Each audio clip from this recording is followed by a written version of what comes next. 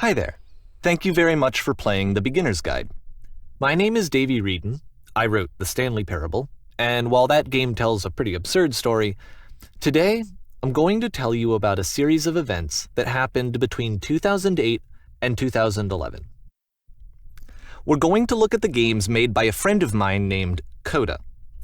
Now, these games mean a lot to me. I met Coda in early 2009 at a time when I was really struggling with some personal stuff, and his work pointed me in a very powerful direction. I found it to be a good reference point for the kinds of creative works that I wanted to make. So just to start you off, this is, I think, the first game he ever made. It's a level for Counter-Strike. You can walk around here, by the way. And mostly it's just Coda learning the basics of building a 3D environment. But what I like is that even though he starts from the simple aesthetic of a desert town, he then scatters these colorful abstract blobs and impossible floating crates around the level.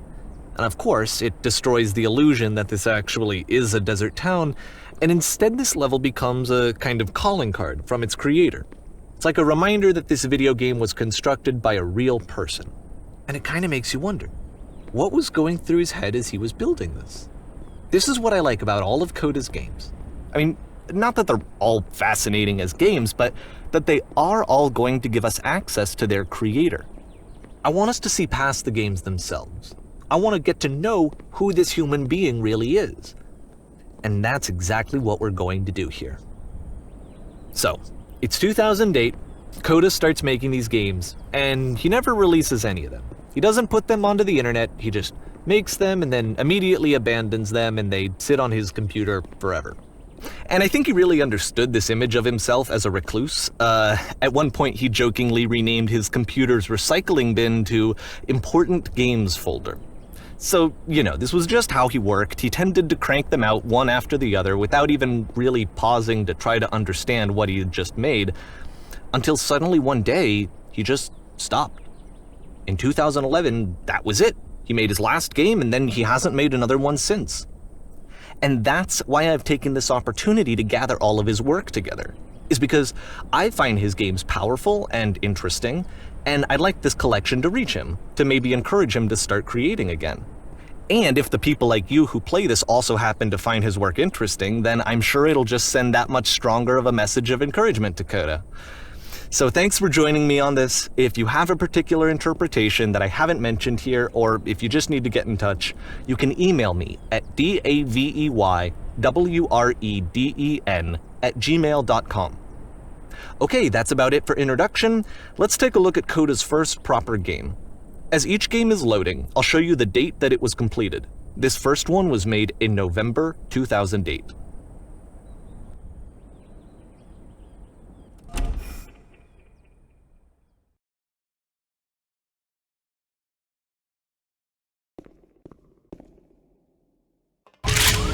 Warning. Whisper machine active. Ship destruction imminent.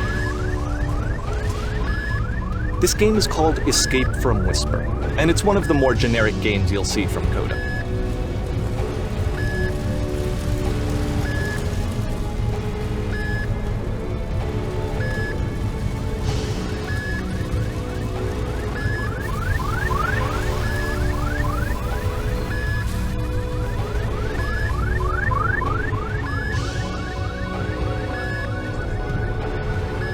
Security hull breached.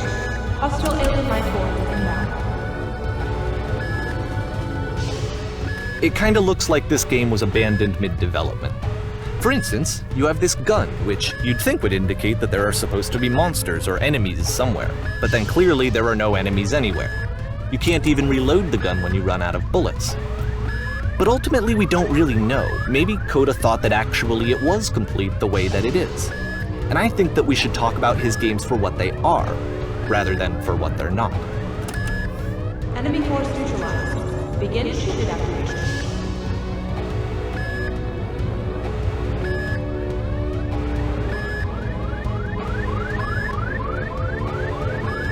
I love how you can see the bottom of the universe from this room.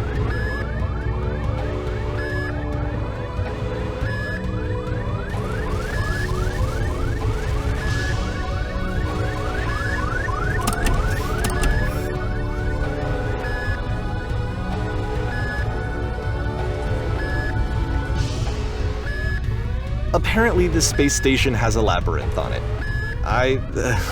Sure, I don't know. There's really no reason for it that I've ever been able to discern, so in the interest of time, I'm just gonna skip you on past it.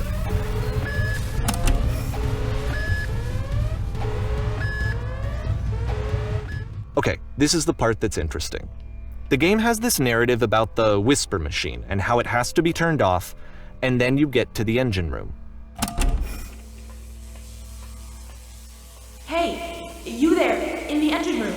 You could save us all. That beam is powering the whisper machine. We could disrupt it by introducing a great enough heat signature. If your body could stop the beam. It's so much to ask, but for all of our lives, would you do it? Could you give yourself?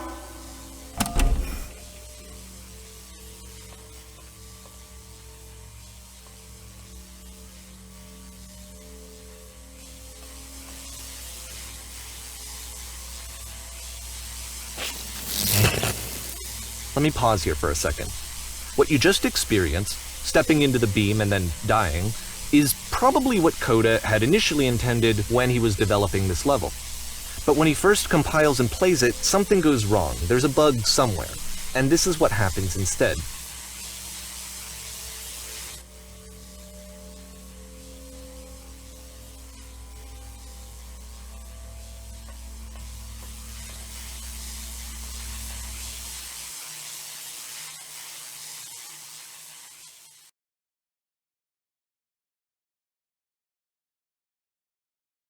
The beam causes you to start floating.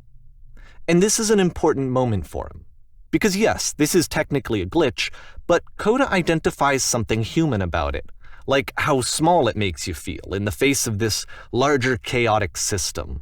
Or this floating could be the afterlife, a peaceful place, juxtaposed against all of the hysteria that you've just had to traverse. I don't even know. I have no idea what he was thinking, but what's clear is that after making this, something lodges itself in his brain. He wants to do more of these really weird and experimental designs. So he stops work on this and moves on to a stream of tiny little games that go in all sorts of directions. Let's go ahead and take a look at the first game he made after leaving this one behind.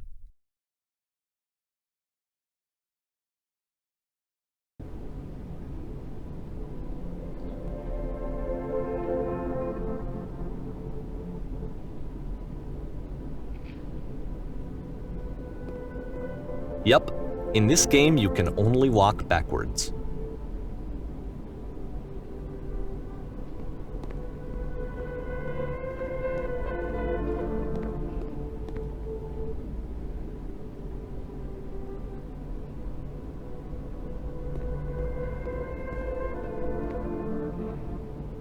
So it's a short and relatively minimalist experiment combining motion and narrative.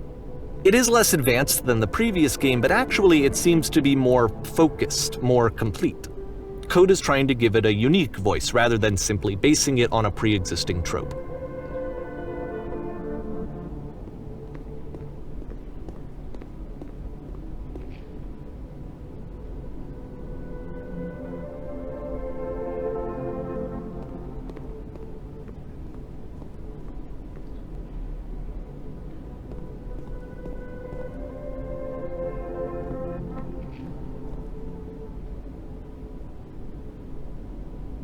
It's a short little thought, it says what it wants to say, and then it ends. Didn't need anything more than that. Which to me is why it works, because it gets out quick. Okay, next one.